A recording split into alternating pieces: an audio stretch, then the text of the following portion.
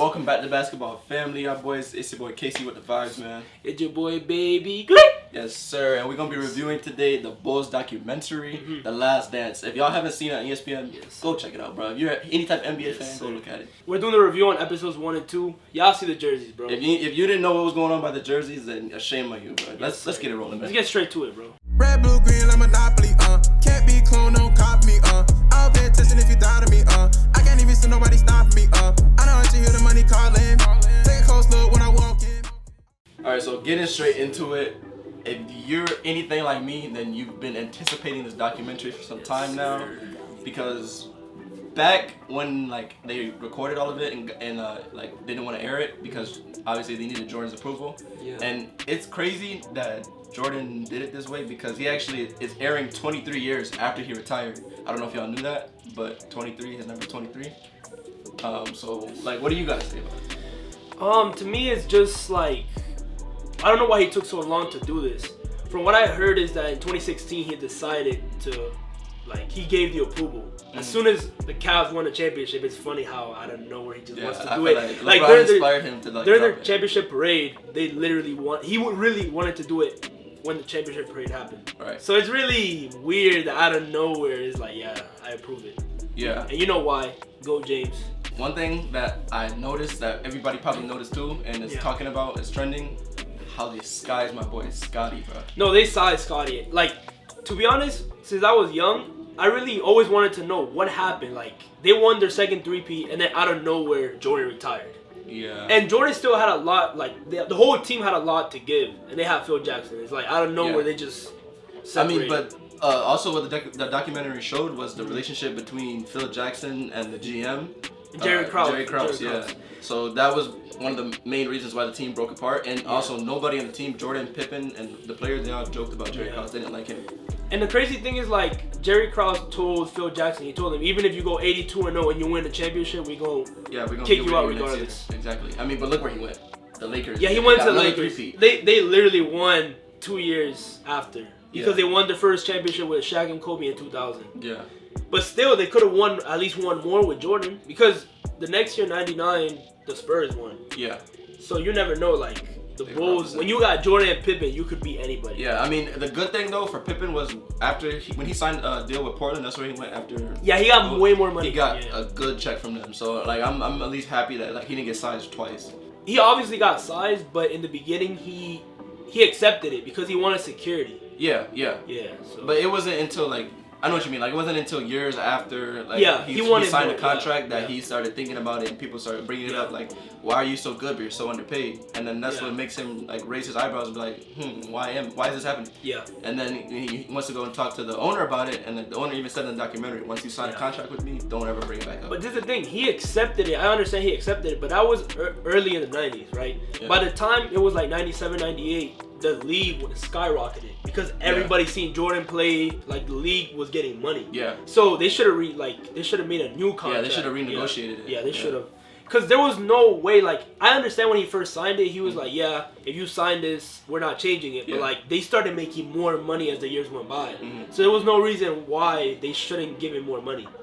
Something I wanted to highlight: Jordan's marketing scheme is crazy. He made millions off the NBA. He makes millions to this day off his shoes. And if you think about it, he's dropping this documentary when everybody's in quarantine and everybody has to watch it. Yeah. It's on ESPN and everybody's gonna want to watch it. But this is the thing. He wasn't gonna it was ready. But if everything was normal, he wouldn't have dropped it right now. Because right now the playoffs, in June, after the playoffs. Yeah, after the playoffs. But now to drop it where everybody's sitting at home, it's a perfect time. Because it gives everybody time to talk about it. If you check out Twitter, everybody going crazy. It's literally trending. For the next 4 weeks or whatever that they're gonna be playing these episodes. Yeah, it's gonna be crazy. What I like was how when they were showing the videos, the clips of when Jordan played the Celtics, he dropped 63 and 49 points. How Larry Bird called him God in disguise. That's crazy. Yeah. Because Larry Bird, in that year, he won the championship and he won the championship and his team was full of 7-foot all-stars, bro. Yeah. They had Kevin McHale. They had a lot of good players. Yeah. And the crazy part is that Bird was basically the best player in the league at that time. Yeah, because him and Magic. Really. That was the year he won his third MVP in a row. Yeah. Come on, bro. That don't happen. When was the last? He's the only person who won back-to-back-to-back MVPs. Yeah, exactly. and to be acknowledging at the time a kid, Jordan, like he was only in his second year, coming off the injury too. It's crazy. He only played like 20 games? Yeah, he missed like 60 something games. Like he missed 64 if I'm right. Yeah, it was his second year. He had a broken foot, and then he came back and he had minutes restriction. Yeah, and then he still like Jordan, Kobe, all those people are crazy. Like when it comes to like playing on injuries, like you play on an injury, you can end your career easily. But like just to have that will and that drive to I'm gonna win no matter what it takes, like. And look where it got him, 6 rings. But this is the thing, Jordan was kind of lucky because he did that. He was lucky that he didn't get a career-ending injury. Like Kobe, he put everything on the line in 2013, and then he tore his Achilles. Yeah. I mean, that's the toll it takes in your body to be that great. But it wasn't just that. The problem was he was so driven to get them to the playoffs that he played like 40 minutes a game. Yeah. He was going crazy.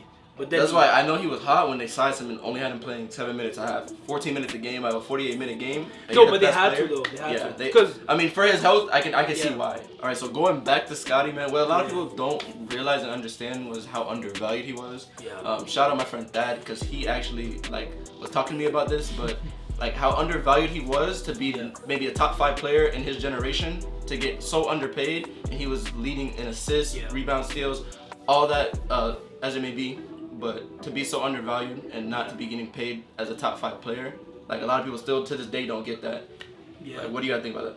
To me, it's just crazy how like whenever they talk about the Bulls, most of the time it's just Jordan. It's Jordan has the 6 rings. Jordan did this. Jordan is the GOAT. Nobody talks about Scottie, Tony Kukoc, who they picked up in the later years, Dennis Rodman, who was like the grit and grind of the team. Yeah.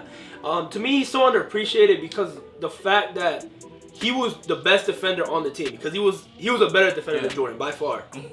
People to this day, people be talking about, oh yeah, he didn't really need Scottie. Yeah. People trying to make those arguments, but the truth was that he needed Scottie. And even if you haven't watched the documentary, go and watch it. Jordan even says he values Scottie as his best teammate, which should be obvious. Yeah. And that like if you mention Jordan or his rings, you should mention Scottie too. Yeah, like in the beginning of the '97 season, the last season that they played, he was injured. Remember, in that summer, he got the surgery done, and he told them, I don't care about the team no more because of what... Yeah, because they didn't care about him. Yeah, basically. They didn't care about him. Like, I would do the same thing. If you're not going to care about me and pay me what I'm worth, why should I put my body on the line every night and play for you? And the crazy thing is he came back, and they still won the championship, and they got a 3-peat. Yeah. I don't think they would have won without Pippen playing. They would have made the playoffs, but like the finals against the teams back then, I don't think they could have done it. Think about it. In Game 6 of that year's finals, if Jordan missed that shot, let's say, they could have went to a Game 7, and the Jazz could have won. Yeah. They wouldn't have gotten to that like specific spot if it wasn't for Pippen too. Yeah. They needed every piece that they had on that team, so you can't really say that it's all Jordan, even though it seems like it because Jordan is like a GOAT, but he had a team. Yeah, he had a team. I really liked how they brought in like the locker room, like what was going on in the locker room in the documentary. Yeah, it was a lot of cool behind the scenes events like that. Like if you're watching old games or if you're watching old documentaries, you don't really see that. Like it was all so clean. It looked like it was done today. Yeah, like it was really nice. It was you could tell it was a lot of time and a lot of planning for them to do. A lot of editing too. Yeah, because there's videos from the 80s and 90s that nobody ever knew were taken. Yeah, but now they're on the video. Like they were so clean, you could actually see how Jordan looked because Jordan now and Jordan back then is two whole different people. He's an old man now. Yeah, he's an old man now. But it was really nice to see videos of him in the locker room talking to other players. Yeah. All the types of stuff that goes behind the scenes, all those things.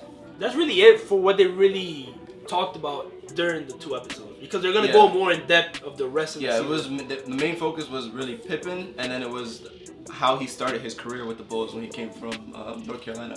So if y'all got anything else to say, put it in the comments. Go watch episodes if you haven't watched them. Wait till Sunday to watch the new episodes. Yeah. Y'all be ready. Stay tuned. Like, comment, and subscribe. Yes, sir. Hit the notification bell. Stay quarantine clean.